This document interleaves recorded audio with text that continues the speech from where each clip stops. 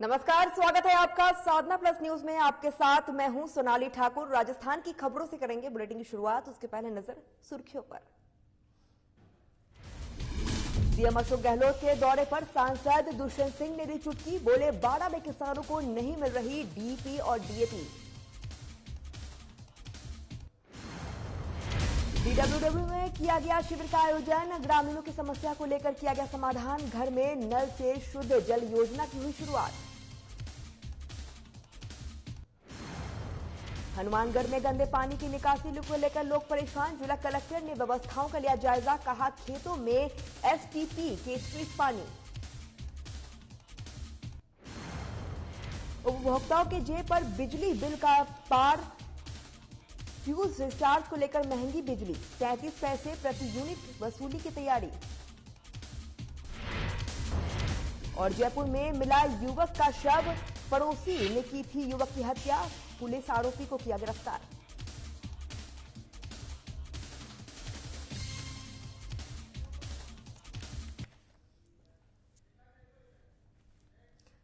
चलिए बुलेटिन शुरुआत करते हैं। आपको बताते हैं आज मुख्यमंत्री के दौरे के बारे में, क्योंकि जल्द ही विधानसभा चुनाव आने वाला है। इस दौरान आगामी दिनों में कोटा संभाग के दौरे पर रहेंगे मुख्यमंत्री अशोक गहलोत। इस दौरान सांसद दुष्यंत सिंह ने भी चुटकी ली है। उसके दौरे को लेकर उन्होंने बयान दिया है कि मुख्यमंत्री दौरे पर तो आ रहे हैं, लेकिन क्षेत्र में किसानों को ना ही डीपी मिल रही है और ना ही डीएपी मिल रही है। वहीं उन्होंने बाड़ा जिले में ठप विकास कामों पर भी हमला बोलते हुए कहा है कि अगर विकास पूछना है तो भरत सिंह से पूछ ले। आपको बता दें कि भरत सिंह और प्रमोद जैन भाया को लंबे समय से विवाद चल रहा है। ऐसे में सांसद दुष्यंत सिंह ने मामले में बयान देकर सुलगी में आग में पेट्रोल का काम किया है।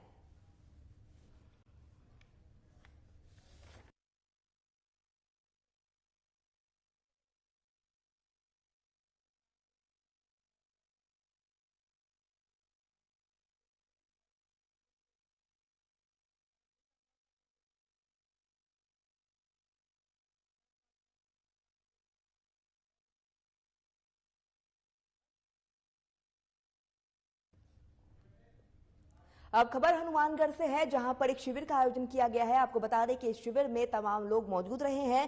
साथ ही आपको बता दें कि प्रशासन गांव के संग अभियान के अंतर्गत रावसर तहसील के ग्राम पंचायत 29 डीडब्ल्यूडी में यह शिविर का आयोजन किया गया है, जहां शिविर प्रभारी और एसडीएम रावतसर शिवा चौधरी ने बताया है कि जल जीवन मिशन के अंतर्गत किसानों को खेत से पाइपलाइन बिछाने और एक साथ खुदाई को लेकर ग्रामीणों में रोष था। प्रशासन द्वारा समझाइश कर कैंप शुरू किया गया है और जल जीवन मिशन हर घर नल में जल की शुद्धि और जल योजना में तहत ग्राम कार्य योजना को सफल बनाने की शुरुआत की गई है, जहां पर विधायक धर्मेंद्र मोर्ची, उपखंड अधिकारी शिवा चौधरी सहित तमाम लोग मौजूद रहे हैं।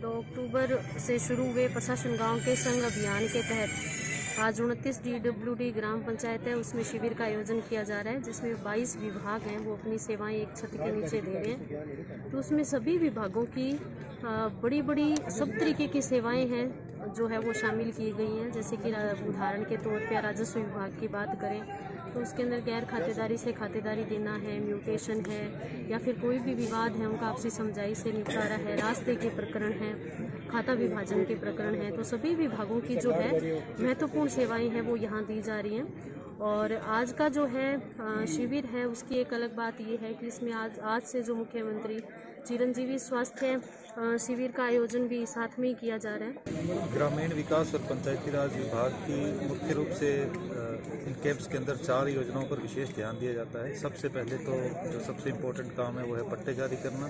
तो आज के शिविर में हमने 85 पट्टे जारी किए हैं। इसके अलावा प्रधानमंत्री आवास योजना में जो नए आवास स्वीकृत हुए हैं तो उसके तहत आज इस पंचायत में 7 आवास जो है हमने स्वीकृत किए हैं और उनका वितरण भी करवाया है उनकी स्वीकृति का। इसके अतिरिक्त नरेगा के अंदर नए जॉब कार्ड जारी करना भी हमारा लक्ष्य है, तो अधिक से अधिक लोगों को इसमें रोजगार मिले। तो आज 35 नए परिवारों को हमने यहाँ जॉब कार्ड जारी किया। आज यहाँ 29 डीडब्ल्यूडी पंचायत में प्रशासन गाँव के संग अभियान लगा हुआ है। इसी के साथ मान लो भी मुख्यमंत्री चिरंजीवी निःशुल्क कैंप शुरू हुए हैं, तो जिसमें मान लो भी आज यहाँ कैंप है, इसमें मान लो भी पीडियाट्रिशियन, फिजिशियन, गायनेकोलॉजिस्ट, डेंटिस्ट और ऑप्थेल्मोलॉजिस्ट, ये स्पेशलिटी के डॉक्टर हैं, वो सेवाएं दे रहे हैं। अभी तक मान लो भी 280 मरीज यहाँ पे आए हैं, जिनका इलाज इन 5-6 डॉक्टर्स ने किया है और 62 लोगों की सीबीसी की या लीवर की, किडनी की, ये खून की जांचें की गई है। अब खबर हनुमानगढ़ से है, जहां पर जिला कलेक्टर नथमल डिडेल ने आपको बता दें कि रिको फेज प्रथम में गंदे पानी की निकासी को लेकर व्यवस्थाओं का जायजा लिया है। इस दौरान जिला कलेक्टर ने गंदे पानी की निकासी के स्थायी समाधान को लेकर जल्द प्रस्ताव तैयार कर बैठक आयोजित करने के निर्देश दिए हैं। वहीं इस दौरान GMDIC ने CETP के बारे में भी विस्तृत से जानकारी दी है और इस दौरान जिला कलेक्टर को भी ये जानकारी दी गई है। साथ ही उन्होंने बताया है कि इसकी लागत का आधा पैसा इंडस्ट्रियल को और आधा पैसा रिको और प्रदूषण नियंत्रण मंडल को देना होगा। जिला कलेक्टर ने इसके बाद जंक्शन में ही नगर परिषद के निरंकारी सत्यगंग भवन में पीछे बने आपको बता दें कि STP का भी मुआयना किया है। साथ ही निर्देश दिए हैं कि गंदे पानी के आबादी क्षेत्र से दूर ले जाएंगे और इस दौरान STP में ट्रस्ट पानी खेतों को देंगे। वहीं इस दौरान GMDIC आकाशदीप सिंधु के साथ तमाम लोग मौजूद रहे हैं।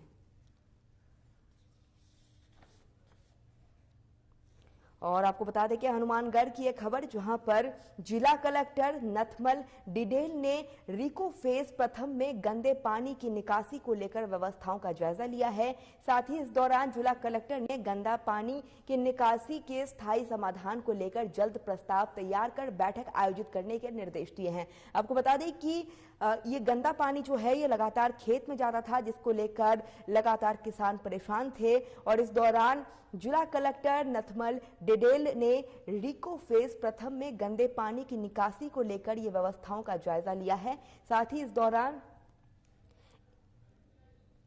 गंदे पानी की निकासी की स्थायी समाधान को लेकर जल्द ही समाधान करने के निर्देश दिए हैं और इसको लेकर बैठक की बात भी कही है।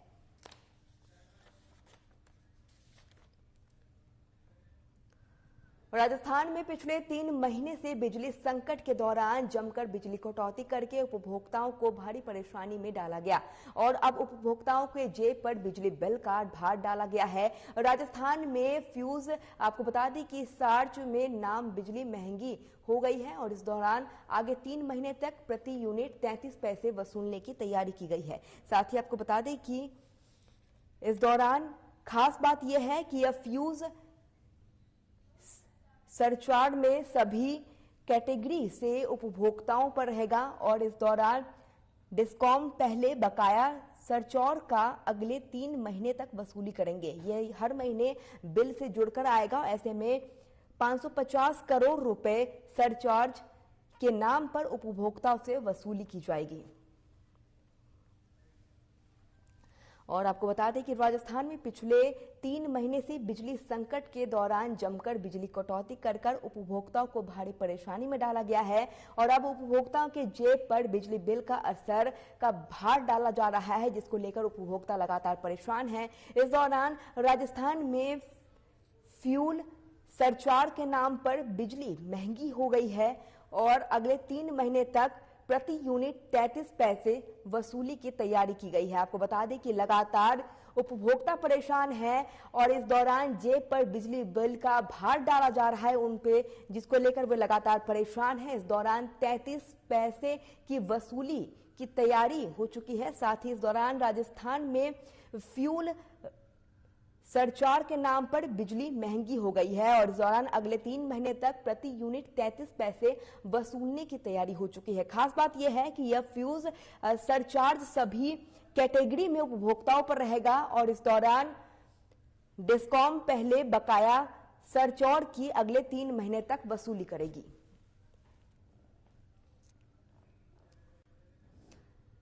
जयपुर शहर के कनौता थाना इलाके में 14 नवंबर को एक युवक का शव मिला है, जिसकी पहचान सुंदर नगर निवासी राजू के रूप में हुई है। जहां पुलिस ने मौके पर ही जांच के बाद मुकदमा दर्ज करके एक स्पेशल टीम का गठन किया है। टीम ने कार्रवाई करते हुए आरोपी सोनू को गिरफ्तार कर लिया है। पुलिस ने जांच के सामने आया है कि मृतक राजू का पड़ोसी सोनू रेंगर पिछले कुछ दिनों से साथ ही युवक के राजू को ठिकाने लगाने की बात भी कहा था। पुलिस ने जब इस बारे में जानकारी मिली तो उन्होंने सख्ती से सोनू से पूछताछ की और सोनू ने पड़ोसी राजू की हत्या करना स्वीकार किया। फिलहाल पुलिस ने आरोपी को गिरफ्तार कर लिया है और आगे की कार्रवाई शुरू कर दी है।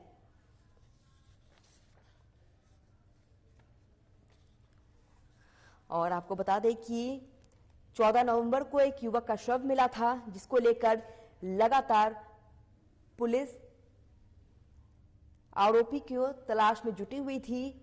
वहीं पुलिस ने मौके पर जांच के बाद मुकदमा दर्ज करते हुए स्पेशल टीम का एक गठन किया और इस दौरान कार्रवाई करते हुए आरोपी को गिरफ्तार कर लिया गया है। वहीं आरोपी का नाम सोनू बताया जा रहा है। पुलिस ने जांच के सामने आया है कि मृतक राजू का पड़ोसी सोनू रेगर पिछले कुछ दिनों से साथी युवक से राजू को ठिकाने लगाने की बात करता था और इस दौरान जो आरोपी है उसने अपनी गलती भी स्वीकार की है। फिलहाल पुलिस आरोपी से और भी पूछताछ कर रही है, साथ ही मुकदमा दर्ज कर लिया गया है।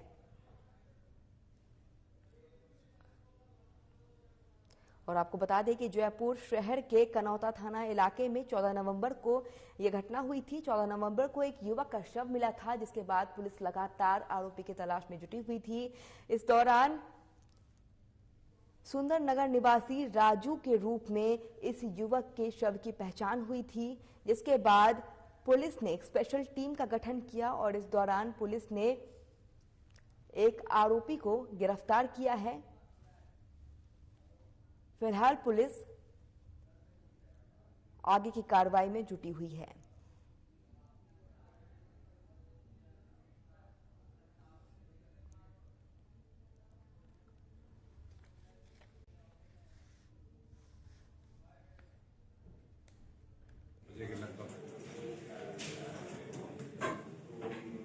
सूचना प्राप्त हुई थी कि सूरजनगर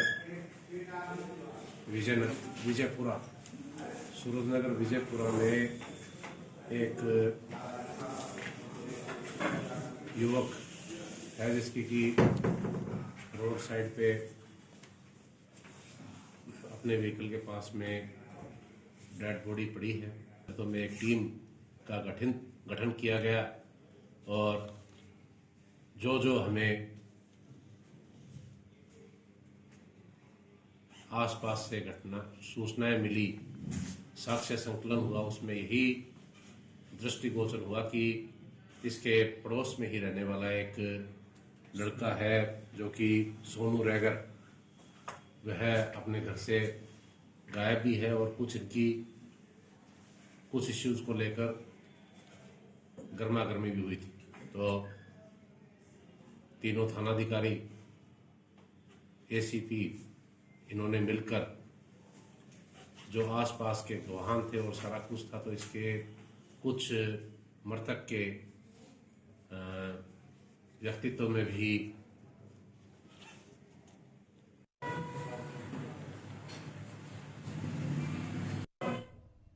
मणिपुर हमले में शहीद हुए दौसा जिले के वीर सपूत राजेंद्र प्रसाद मीना का पार्थिव शरीर सोमवार को उनके पैतृक गांव दिलावरपुरा में पहुंचा, जहां पार्थिव शरीर के पहुंचते ही गांव में मातम पसर गया। शहीद के परिजन बार बार बेहोश हो गए और इस दौरान शहीद को अंतिम विदाई राजकीय सम्मान के साथ दी गई।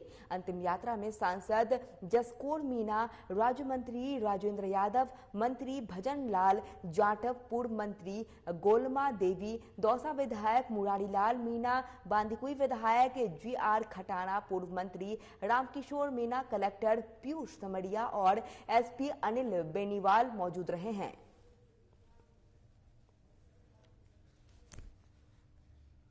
और आपको बता दें कि मणिपुर हमले में शहीद हुए थे दौसा जिले के वीर सपूत राजेंद्र प्रसाद मीना, जिनका पार्थिव शरीर सोमवार को उनके पैतृक गांव दिलावरपुर पहुंचा। इस दौरान पार्थिव शरीर के पहुंचने के बाद गांव में मातम का माहौल पसरा हुआ था। इस दौरान शहीद को अंतिम विदाई राजकीय सम्मान के साथ दी गई। साथ ही अंतिम यात्रा में सांसद जसकौर मीणा के साथ कई लोग मौजूद रहे थे। इस दौरान नम आंखों से वीर सपूत राजेंद्र प्रसाद मीणा को अंतिम विदाई दी गई। और आपको बता दें कि मणिपुर हमले में शहीद हुए थे दौसा जिले के वीर सपूत राजेंद्र प्रसाद मीणा, जिनका पार्थिव शरीर सोमवार को उनके पैतृक गांव दिलावरपुरा पहुंचा। शहादत के बारे में तो ये शब्द नहीं है, लेकिन परिजनों को और पूरे गांव तथा आसपास के सभी जनता को देखकर मन में ये रहा कि वाकई में राजेंद्र प्रसाद को आज सबने जिन आंखों से विदा किया है, उनकी विदाई वाकई में हमारे लिए क्षेत्र के लिए तो क्षति है, लेकिन राष्ट्र के लिए गौरव की बात है। और मैं सोचती हूँ कि समय आने पर परिवार को हौसला मिलेगा। आज तो परिवार के ऊपर जो गाज गिरी है और जिस तरह से परिवार दुखी है, हम भगवान से प्रार्थना करते हैं कि इनको हिम्मत दे और अपने क्षेत्र की जनता को भी हिम्मत दे, ताकि हमारे देश के लिए शहीद होने वाला हमारा आरपी मीणा, राम प्रसाद मीणा सदा सदा के लिए सबके दिल में अमर हो। इस गांव वाले और क्षेत्र की दो मांगे हैं, एक तो यहाँ की जो उच्च माध्यमिक विद्यालय है उसका नामकरण, और एक उनकी वाइफ है जिसको राज्य सरकार में अनुकंपा नौकरी। देखिए, दोनों ही काम वाजिब है, दोनों ही मांगे वाजिब है। ये राज्य सरकार जहाँ तक मदद करेगी और जहाँ मैं सोचूं केंद्र सरकार की मदद होगी, हम दोनों ही सरकारें मिलकर इस परिवार की पूरी मदद करेंगे। राजस्थान के पुष्कर प्रदेश का सबसे बड़ा पशु मेला लगता है। आपको बता दें कि यह मेला यहां पर कार्तिक पूर्णिमा को लगता है, जिसमें बड़ी संख्या में देश विदेश पर्यटक मेले में लुत्फ उठाने आते हैं। भारी संख्या में इस मेले में हिंदू शिरकत करते हैं और पुष्कर झील में स्नान कर अपने आप को पवित्र करते हैं। इतना ही नहीं, भक्तगण और पर्यटक श्री रंग जी और अन्य मंदिर के दर्शन कर आत्मिक आपको बताएं लाभ प्राप्त करते हैं। इस समय यहाँ पर पशु मेला भी आयोजित किया जाता है, जिसमें पशु से संबंधित विभिन्न कार्यक्रम किए जाते हैं, जिसमें श्रेष्ठ नस्ल के पशुओं को पुरस्कृत किया जाता है, जो कि इस पशु मेले का मुख्य आकर्षण होता है। देखिए इसी पर हमारी एक खास रिपोर्ट।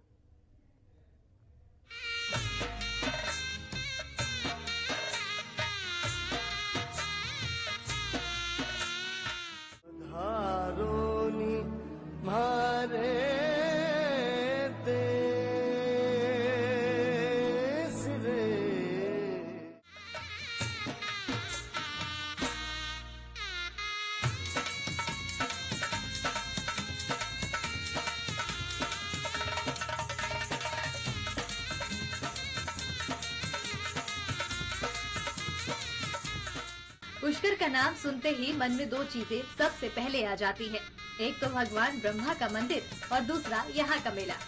यूँ तो पूरे देश में कहीं न कहीं रोज मेला लगता है, पर पुष्कर के मेले की बात ही कुछ और है। बात की जाए मेले की तो भारत में कई तरह के मेले का आयोजन होता है, जिसमें झूले लगे होते हैं, खाने पीने का भी पूरा इंतजाम होता है। वहीं भारत में पशुओं का भी मेला लगता है, लेकिन पुष्कर में जो मेला लगता है उसकी बात अलग ही है। यहाँ राजस्थान के जहाज कहे जाने वाले ऊँटों का मेला लगता है, और ये मेला इतना मजेदार होता है कि लोग दांतों तले उंगली दबा देते हैं। बता दें कि मेले की शुरुआत कार्तिक पूर्णिमा के दिन से होती है। इस बार ये मेला गुरुवार यानी कि 11 नवंबर से शुरू हुआ है और शुक्रवार यानी कि 19 नवंबर को ये मेला खत्म होगा। पुष्कर में ये मेला कई सालों से लगता आ रहा है और राजस्थान सरकार इसके लिए कई विशेष अनुदान भी देती है। ये मेला रेत पर कई किलोमीटर तक लगता है, जहाँ खाने पीने से लेकर झूला, नाच, गाना सब होता है। यूँ तो राजस्थान में कई सैलानी राजस्थान दर्शन करने पहुँचते हैं, लेकिन ये कहना गलत नहीं होगा कि ज्यादातर सैलानी राजस्थान सिर्फ इस मेले को देखने ही आते हैं। पुष्कर मेले में हजारों की संख्या में विदेशी सैलानी भी पहुँचते हैं। इस मेले में सबसे अच्छा नजारा तब दिखता है जब मेले के ऊपर से गर्म हवा के रंग बिरंगे गुब्बारे उड़ते हैं। इन गुब्बारों में बैठकर ऊपर से मेला और भी भव्य दिखता है। इस मेले में खास तौर पर लोग अपने ऊँटों और पशुओं को लेके आते हैं। पूरे राजस्थान से लोग यहाँ अपने अपने ऊँटों के साथ आते हैं और उनकी प्रदर्शनी करते हैं। इतना ही नहीं, यहाँ राजस्थान का जहाज कहे जाने वाले ऊँटों की दौड़ भी होती है। जीतने वाले को अच्छा खासा इनाम भी मिलता है। पारंपरिक परिधानों से ऊँट इस तरह सजाए गए होते हैं कि उनसे नजर ही नहीं हटती। इस मेले में सबसे सुंदर ऊँट और ऊँटनी को भी इनाम दिया जाता है। इस मेले में आए सैलानी ऊँटों की सवारी भी करते हैं। यही नहीं, इस मेले में ऊँटों का डांस और ऊँटों से वेट लिफ्टिंग भी करवाया जाता है और लोग ऊँट द्वारा किए गए नए नए करतब का लुत्फ भी उठाते हैं। इस मेले में रात के समय समा कुछ यूँ बन जाता है कि लोग मेले की तारीफ करते नहीं थकते हैं। इस मेले में लोक नृत्य होता है, लोक गीत गाए जाते हैं और रात को अलाप जलाकर गाथाएं भी सुनाई जाती है। पुष्कर मेला कार्तिक पूर्णिमा को शुरू होता है। कार्तिक पूर्णिमा को शुरू होने वाले पुष्कर मेले में पुष्कर की झील में नहाना तीर्थ करने के समान माना जाता है। इस दिन लाखों की संख्या में श्रद्धालु झील में डुबकी लगाकर ब्रह्मा जी का आशीर्वाद लेकर मेले में खरीद फरोख्त करते हैं। पूरा दिन और शाम को पारंपरिक नृत्य, घूमर, गेरमांड और सपेरा दिखाया जाता है। इस मेले की शाम की आरती भी अलग ही सुकून देती है। जो भी इस आरती में मौजूद होकर इसे सुनता है, उस इंसान के मन में काफी शांति रहती है। जयपुर से प्रवीण कुमार भार्गव के साथ जयंत शर्मा की रिपोर्ट।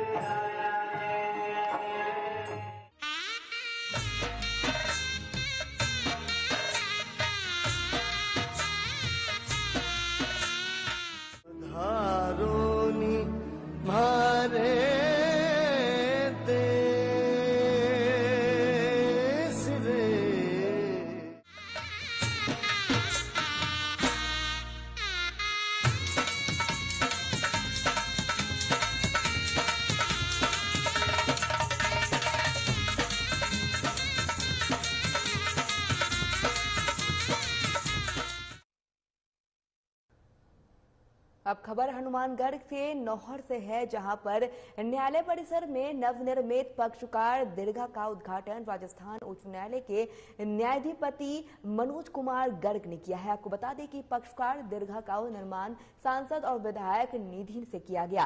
कार्यक्रम में न्यायाधिपति मनोज कुमार गर्ग के निर्माण की सराहना करते हुए न्यायालय परिसर में सुविधाओं के विस्तार पर संतोष जताया गया। इस मौके पर बाढ़ संघ के अध्यक्ष मुरारी लाल चोमवाल के पक्षकार दीर्घा से निर्माण संबंधी जानकारी देते हुए अतिथियों का आभार जताया गया। कार्यक्रम में जिला एवं सत्र न्यायाधीश संजीव मार्गो, जिला कलेक्टर नथमल डिडेल, एसपी प्रीति जैन, आपको बता दें कि एडीजे राजेंद्र चौधरी, साथ ही तमाम लोग मौजूद रहे हैं। और आपको बता दें कि हनुमानगढ़ के नौहर में न्यायालय परिसर में नवनिर्मित पक्षकार दीर्घा का उद्घाटन राजस्थान उच्च न्यायालय के न्यायाधिपति मनोज कुमार गर्ग ने किया है। इस दौरान वहां पर तमाम लोग मौजूद रहे हैं। साथ ही इस दौरान सत्र न्यायाधीश संजीव मार्गो, जिला कलेक्टर नथमल डिडेल के साथ तमाम लोग मौजूद रहे। अब खबर हनुमानगढ़ से है, जहां पर राष्ट्रीय विधिक सेवा प्राधिकरण द्वारा जारी मॉड्यूल और राज्य विधिक सेवा प्राधिकरण के निर्देशानुसार विधिक सेवा शिविर का आयोजन किया गया है। जिला विधिक सेवा प्राधिकरण के अध्यक्ष एवं जिला सत्र न्यायाधीश संजीव मांगो के अध्यक्षता में नौहर न्यायालय परिसर में सामने श्री राम वाटिका पार्क में इस शिविर का आयोजन किया गया है। जिला विधिक सेवा प्राधिकरण की सचिव और एडीजे संदीप कौर ने बताया है कि वरिष्ठ नागरिक के अधिकार थीम पर आयोजित इस शिविर में मुख्य अतिथि राजस्थान उच्च न्यायालय जोधपुर में न्यायाधीश और हनुमानगढ़ न्याय क्षेत्र में न्यायाधिपति मनोज कुमार गर्ग रहे हैं। गर्ग ने शिविर में वरिष्ठ नागरिकों के अधिकारों के संबंध में पोस्टर का विमोचन भी किया है।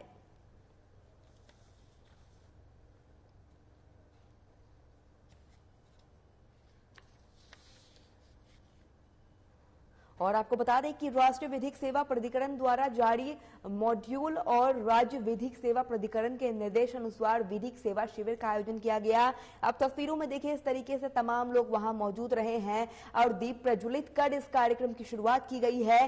साथ ही आपको बता दें कि जिला विधिक सेवा प्राधिकरण के अध्यक्ष और जिला सत्र न्यायाधीश संजीव मार्गो की अध्यक्षता में यह शिविर का आयोजन किया गया। साथ ही आपको बता दें कि इस दौरान एडीजे संदीप कौर ने बताया कि वरिष्ठ नागरिकों के अधिकार थीम पर यह शिविर का आयोजन किया गया है।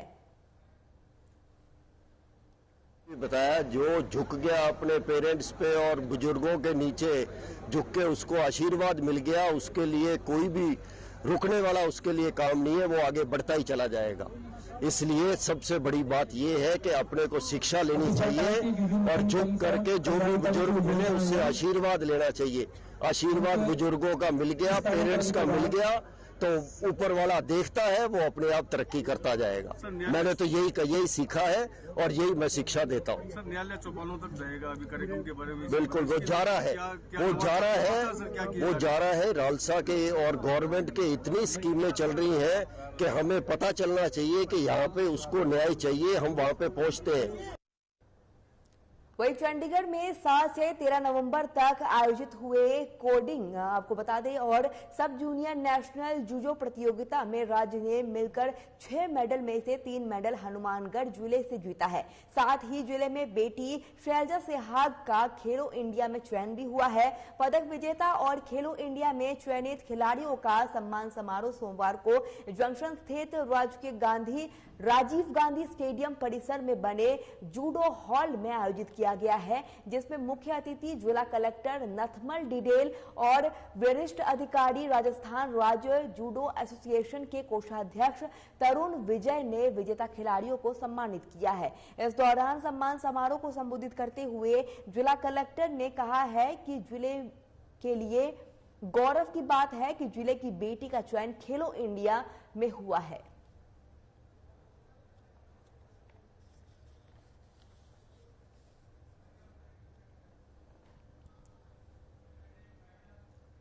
चलिए राजस्थान की खबरों में फिलहाल इतना ही। नमस्कार।